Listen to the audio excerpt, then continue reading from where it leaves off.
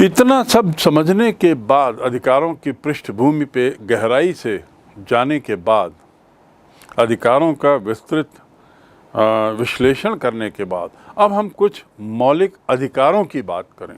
अभी तक हम लगातार अधिकारों को एक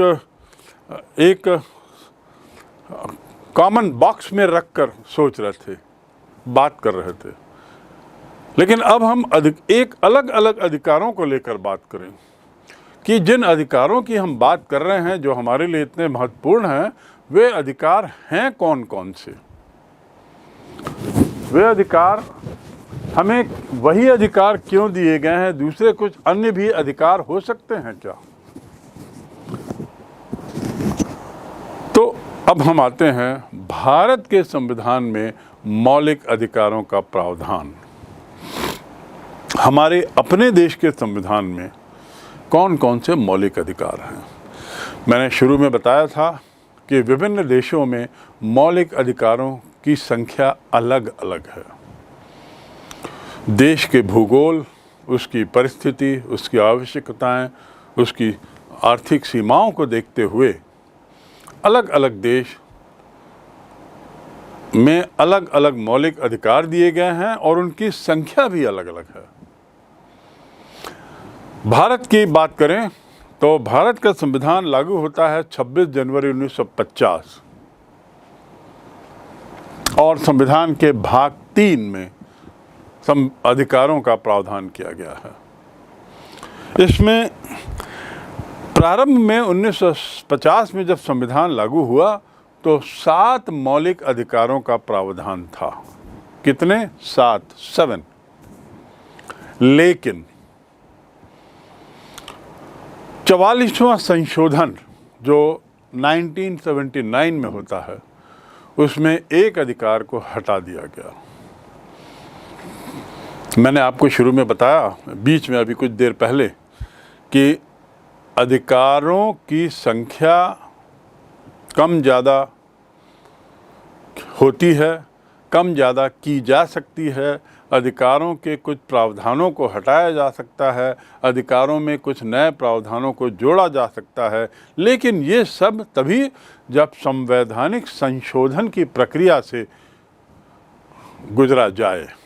यानी सरकार के लिए इतना सरल नहीं है कि वे अधिकारों को जब चाहे ले ले, उसके लिए संशोधन होता है। इसी प्रक्रिया में एक संशोधन हुआ था जिसे हम कहते हैं 44वां संशोधन, 44th कॉन्स्टिट्यूशनल अमेंडमेंट, जो 1979 में हुआ था। इसमें संपत्ति के अधिकार को मौलिक अधिकार के रूप से हटा दिया गया। संपत्ति का अधिकार है, कानूनी अधिकार है, लेकिन मौलिक अधिकार नहीं है।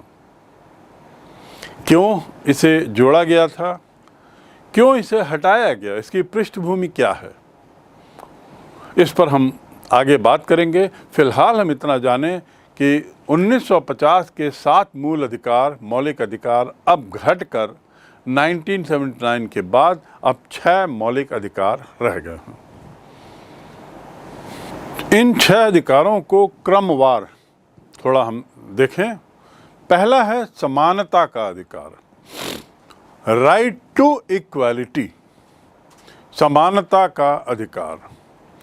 ये अनुच्छेद 14 से अनुच्छेद 18 संविधान के भाग 3 में अनुच्छेदवार यदि हम बात करें तो अनुच्छेद 14 से 18 कौन सा अधिकार? समानता का अधिकार, राइट टू इक्वालिटी।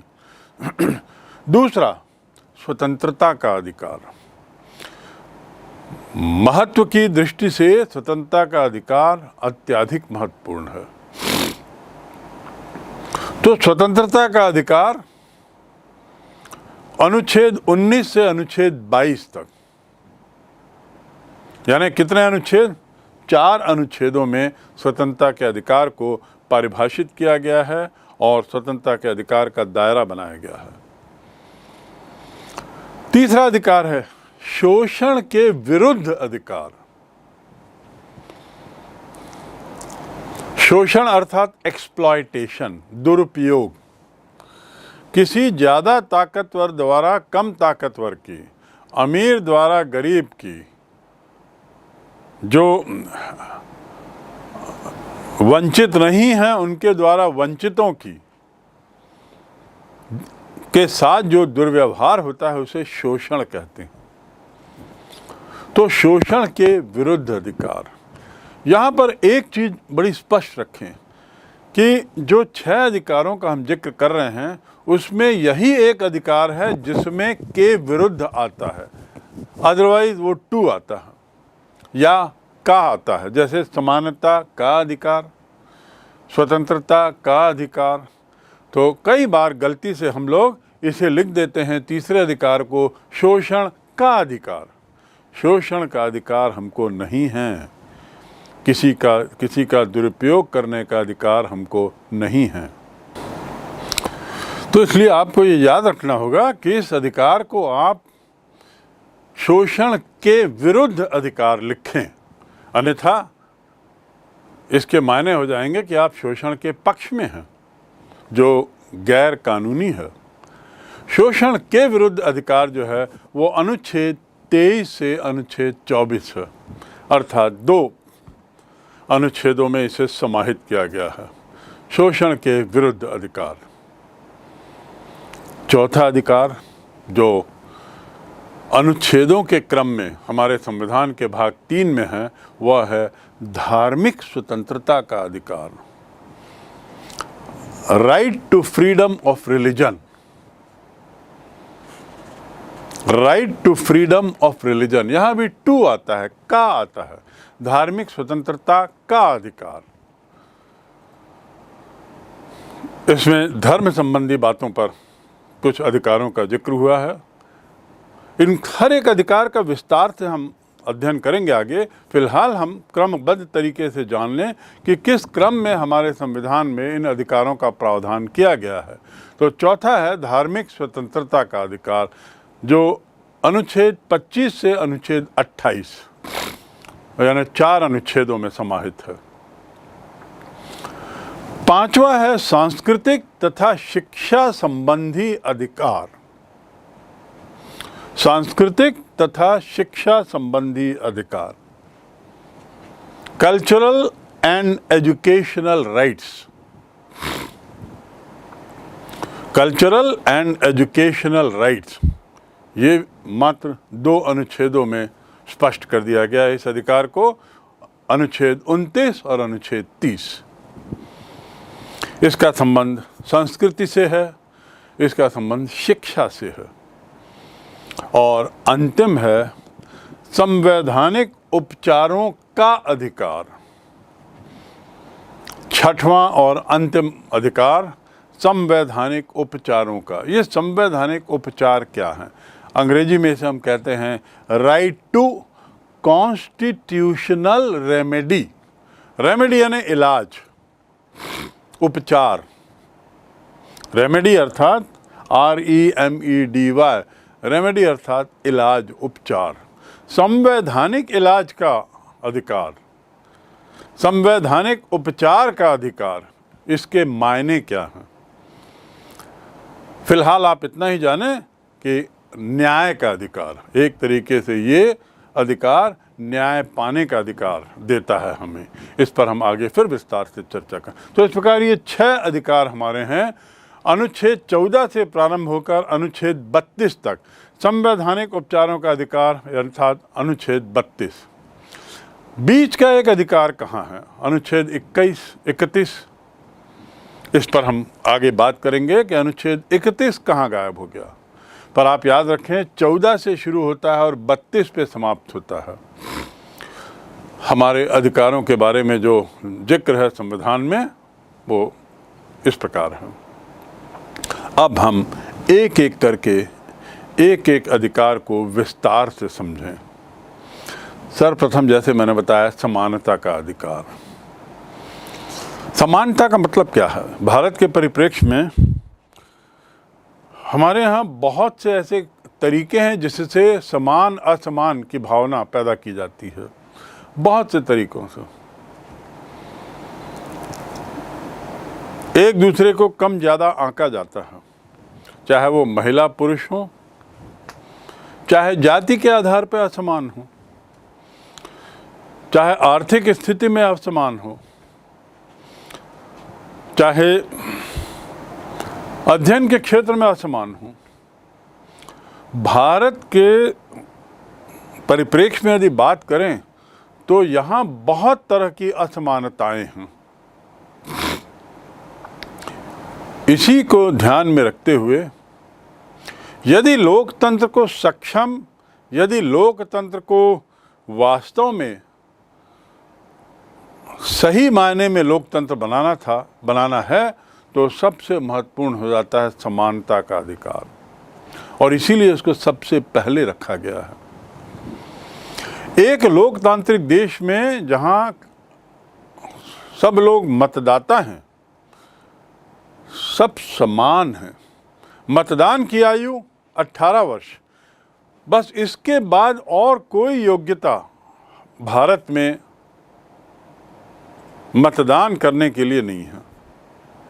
अन्य देशों में तो कई तरह के प्रावधान हैं कि मतदान करने का अधिकार केवल उनको है जिन्होंने न्यूनतम इतनी शिक्षा पाई है, केवल उनको है जिनके पास न्यूनतम इतनी ज़मीन है, प्रॉपर्टी है, केवल इतनी है जिनके बैंक में कम से कम इतना पैसा हो, या केवल इतनी है जिन्होंने कम से कम इतनी शिक्षा पाई है, आदि आदि।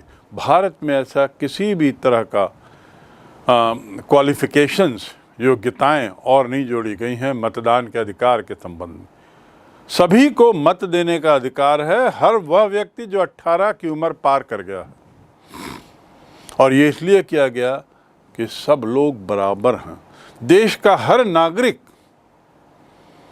हर दूसरे नागरिक के सामने बराबर है, समकक्ष है।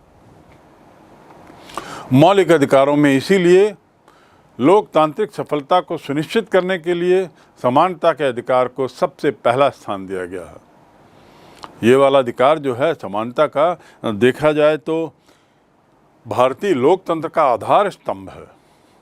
भारतीय लोकतंत्र की इसी पर खड़ा हुआ है, नींव है। भारतीय समाज में जो असमानताएं, विषमताएं इतनी सारी जो व्याप्त हैं, उसे दूर करने के लिए ही समानता के अधिकार को इतनी महत्ता दी गई है। अनुच्छेद 14 से अनुच्छेद 18 के तहत इसमें कुछ अन्य बिंदु हैं। अब हम उन बिंदुओं को एक एक करके देखें, किस तरह की समानताएं, असमानताओं की बात हमारे संविधान में की गई है। समानता के अधिकार के तहत पहला अधिकार है कानून के समक्ष समानता। कौन सा है? कानून के समक्ष समानता, अनुच्छेद 14। दूसरा, सामाजिक समानता, अनुच्छेद 15। तीसरा, अवसर की समानता, अनुच्छेद 16। चौथा, अस्पृश्यता का अंत, यानी छूत अछूत से जुड़ी हुई बात है यहाँ, अस्पृश्यता का अंत, यह अनुच्छेद 17। और अंतिम समानता के अधिकार के तहत अंतिम बिंदु है उपाधियों का अंत, अर्थात अनुच्छेद 18। इस प्रकार समानता के अधिकार के तहत के अंतर्गत 5 अधिकार हैं। पहला, कानून के समक्ष समानता। क्या मायने हैं इसके? प्राचीन काल में या आज से 100-200 वर्ष पहले भी कानून की नज़र में सब समान नहीं थे। दरबार के लोग, यदि राजशाही है तो वहाँ राजा के परिवार के लोग, दरबार के लोग, उनको उनके द्वारा किए गए अपराधों की एवज में उन्हें दूसरी सज़ा मिलती थी, और अन्य वर्गों के द्वारा किए गए उन्हीं अपराधों के लिए ज़्यादा कड़ी सज़ा दी जाती थी।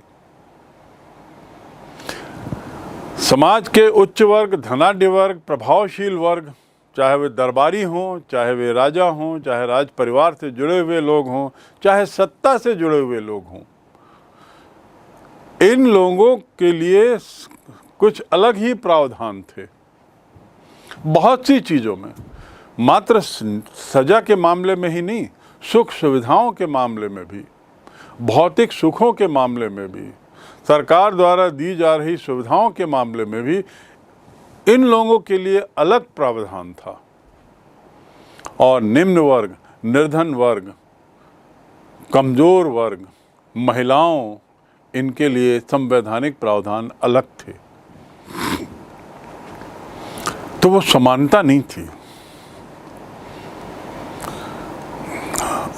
राजा यदि कुछ अपराध कर बैठा है तो कानून से ऊपर माना जाता था उसे, और इस प्रकार वह अपराध करने के बावजूद भी सजा से बच जाता था, कानून से ऊपर।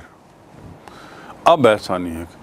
अब कानून के समक्ष समानता की बात की जाती है, अर्थात इक्वालिटी बिफोर लॉ। क्या मीनिंग हुआ?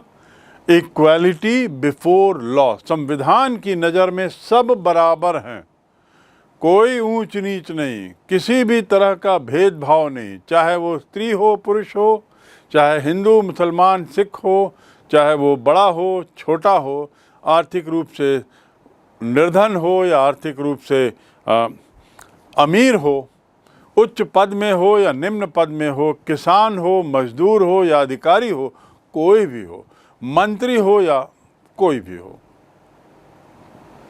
सबके लिए समान कानून। कानून की नज़र में सब बराबर हैं। अनुच्छेद 14 में साफ कहा गया है कि भारत के राज्य क्षेत्र में राज्य अर्थात सरकार, स्टेट, किसी भी व्यक्ति को कानून के समक्ष समानता अथवा कानून के समान संरक्षण से वंचित नहीं करेगा। सबके लिए न्याय के दरवाजे खुले हैं। धर्म, जाति, लिंग, आर्थिक स्थिति, इन सब से परे सभी व्यक्तियों को कानून का संरक्षण है। इस पैराग्राफ का अर्थ ये हुआ कि राज्य के सभी व्यक्तियों के लिए एक समान कानून है और एक समान लागू होगा। Equality before law. इसके साथ ही साथ एक बिंदु और आता है, रूल ऑफ लॉ, कानून का शासन। कानून सर्वोपरि है, कानून से ऊपर कोई नहीं। सर आइवर जेनिंग, उन्होंने कहा है कि समानता का अर्थ है कि समान परिस्थितियों में सभी व्यक्तियों के लिए कानून का व्यवहार एक जैसा होना चाहिए। कानून का व्यवहार, behaviour of law should be same for all people irrespective of their religion, caste, culture, etc., language, etc., etc. Ivoire ginning ने बड़ा स्पष्ट कर दिया कि कानून का व्यवहार अर्थात कानून के जो रक्षक हैं, न्यायपालिका, इसकी नज़र में सब लोग बराबर हैं। यदि हम अमेरिका का उदाहरण लें तो भारत में भी सबकी नज़र में, सबके कानून की नज़र में सब बराबर हैं। लेकिन कर लगाने के उद्देश्य की बात करें, यदि कर, टैक्स, तो धनी और निर्धन में कुछ अंतर आपको मालूम होगा। जो धनी हैं, जो ज़्यादा कमाते हैं, वो कुछ ज़्यादा टैक्स देते हैं। जो निर्धन हैं वो कम टैक्स देते हैं। और निर्धनों की श्रेणी में भी यदि बात की जाए तो जो सबसे ज़्यादा निर्धन है वो कम टैक्स देता है, उससे ऊपर का थोड़ा ज़्यादा, उससे ऊपर का थोड़ा ज़्यादा। तो टैक्स के मामले में भिन्नता है, समानता नहीं है। उसी तरह कुछ सुविधाओं की और बातें करें तो स्त्री और पुरुषों में भी कुछ अंतर है। हमने पाया है, हम देखते हैं अपने रोज़ के जीवन में कि महिलाओं के लिए कुछ अतिरिक्त सुविधाओं का प्रावधान किया गया है। तो ये भी अंतर है, ये भी असमानता है हमारी नज़र में। कानूनी भाषा में यदि बात करें तो एक और हम समानता की बात कर रहे हैं, एक और हम कह रहे हैं कि समानता सच्चे लोकतंत्र का आधार स्तंभ है, और दूसरी ओर इस तरह की असमानताएं हैं। लेकिन इस तरह की असमानता के लिए भी संवैधानिक प्रावधान किया गया है। इसे संविधान का उल्लंघन नहीं कहा जा सकता। ये संवैधानिक प्रावधानों के तहत इस तरह का अंतर, इस तरह का भेद रखा गया है। संविधान में स्पष्ट कर दिया गया है इन तरीके के भेद को, और वो किस लिए, इस पर हम आगे चर्चा करेंगे। लेकिन फिलहाल इतना जानना जरूरी है कि इन्हें हम संविधान का उल्लंघन, समानता के अधिकार का उल्लंघन नहीं कह सकते। अन्यथा हम में से आप कोई ये कह दे कि हमारे पिताजी ज़्यादा पैसा कमाते हैं पर वो ज़्यादा टैक्स दे रहे हैं और एक सामान्य व्यक्ति कम टैक्स दे रहा है, तो यह असमानता नहीं है क्या? है, लेकिन इसके पीछे कुछ कारण हैं, और उन कारणों के मद्देनज़र इस तरह के भेदों का प्रावधान हमारे संविधान में पहले से ही कर दिया गया है और उसे कानूनी जामा पहना दिया गया है।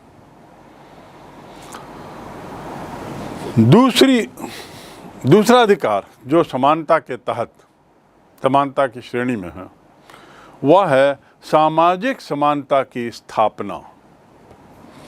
सामाजिक समानता से तात्पर्य है establishment of social equality. Social equality, सामाजिक रूप से सब एक समान हो। अनुच्छेद 15 में जिसमें कहा है कि राज्य, जब मैं राज्य की भाषा, राज्य शब्द का उपयोग करता हूं तो याद रखें, राजनीति विज्ञान में राज्य शब्द के दो अर्थ हैं। एक अर्थ होता है छत्तीसगढ़, मध्य प्रदेश, पंजाब जैसे राज्य, और एक राज्य का अर्थ होता है देश, शासन, सत्ता मिलाकर सब कुछ। मैं जो राज्य की बात कर रहा हूं वो इस राज्य की जिसमें शासन, सत्ता शामिल हो, और उसे स्टेट कहते हैं। तो यहाँ राज्य किसी नागरिक के विरुद्ध धर्म के आधार पे, वंश के आधार पे, जाति, लिंग, जन्म स्थान, इस आधार पर पक्षपात नहीं कर सकता। सामाजिक समानता की बात हो रही, समाज के किसी भी व्यक्ति को जाति के आधार पे, लिंग, धर्म, जन्म स्थान, वंश, इस आधार पे ऊंच नीच, छोटा बड़ा वर्गीकरण ऐसा नहीं किया जा सकता। ये संवैधानिक प्रावधान है। संक्षेप में इसका आशय यह है कि राज्य नागरिकों में कभी भी भेदभाव इन आधारों पर नहीं करेगा। अर्थात धर्म के नाम पर स्कूलों में प्रवेश नहीं, स्कूलों में प्रवेश की मनाही गलत, धर्म के नाम पर नौकरी ना दिया जाना गलत, या धर्म के नाम पर नौकरी दिया जाना वह भी गलत, अनुचित। उसी प्रकार लिंग के आधार पे लोगों को पद देना वह भी गलत। लिंग के आधार पे कि महिलाओं के लिए ये पद नहीं, ऐसा नहीं, ये सब गलत है। संक्षेप में कहने का तात्पर्य है कि सामाजिक समानता की स्थापना, जो समानता के अधिकार के तहत आने वाला दूसरा बिंदु है, उसमें सत्ता, शासन, स्टेट, राज्य नागरिकों में सामाजिक भेदभाव नहीं कर सकता। तो सामाजिक समानता की बात करता है, उसमें 3-4 भाग हैं। अर्थात यदि हम शुरू करें तो समानता का अधिकार, समानता के अधिकार के तहत कुछ भाग, फिर हर भाग का और सब पार्ट।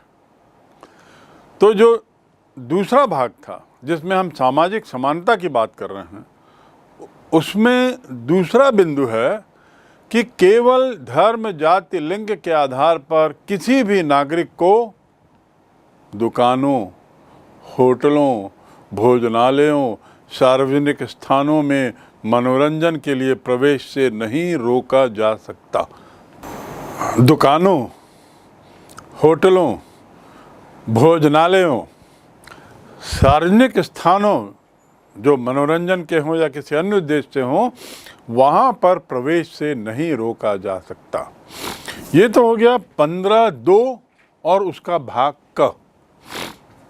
कितने पार्ट होते चले जा रहे हैं। भाग ख जो है वह कहता है पूर्ण या आंशिक राज्य निधि से, पूरे तरीके से या पार्ट तरीके से, सरकार के पैसे से यदि कुएं बनाए गए हैं, तालाब बनाए गए हैं, घाट, सड़क या जो भी सार्वजनिक स्थान है, वहाँ पर किसी भी नागरिक को इन आधारों पर वंचित नहीं किया जा सकता, जिसका मैं जिक्र पहले कर चुका हूँ। अर्थात कुल मिला के उद्देश्य ये है, सरकार को सुनिश्चित करना है कि इन आधारों पर समाज के किसी भी तबके के व्यक्ति को वंचित न किया जाए। ऐसा कोई भी कार्य। अच्छा, जो ख है, क बिंदु जो था जिसकी मैंने बात की, दुकानों, होटल आदि सार्वजनिक स्थलों की, ख में वो लिखता है आंशिक या पूर्ण रूप से सरकारी पैसे से बने हुए स्थान। आंशिक का अर्थ क्या है? जहाँ पर सरकार ने भी कुछ पैसा लगाया है और किसी समाज या किसी तबके ने या किसी वर्ग ने भी पैसा लगाया हो। लेकिन एक बार यदि सरकार का पैसा चाहे थोड़ा या ज़्यादा लग गया तो वह पब्लिक प्रॉपर्टी हो जाती, सभी के लिए वहाँ प्रवेश करने का अधिकार बराबर है। हाँ, ऐसे स्थान जो बिना सरकारी निधि के पूर्ण रूपेण निजी संस्था द्वारा बनाए गए हैं, वह पब्लिक प्रॉपर्टी नहीं हुई।